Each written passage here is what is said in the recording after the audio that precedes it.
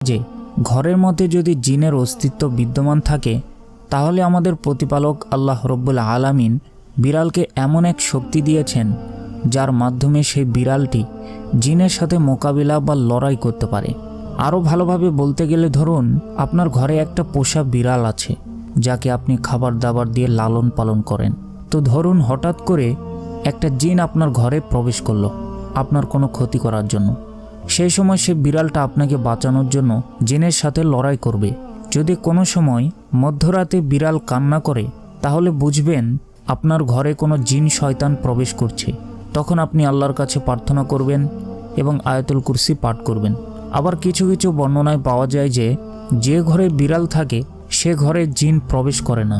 আমাদের আশেপাশের দুঃখ, দুর্দশা এবং ডিপ্রেশন এমন একটি মোহমায়া সৃষ্টি করে যা আমাদের উপর আধিপত্য বিস্তার করার চেষ্টা করে। একটি গবেষণা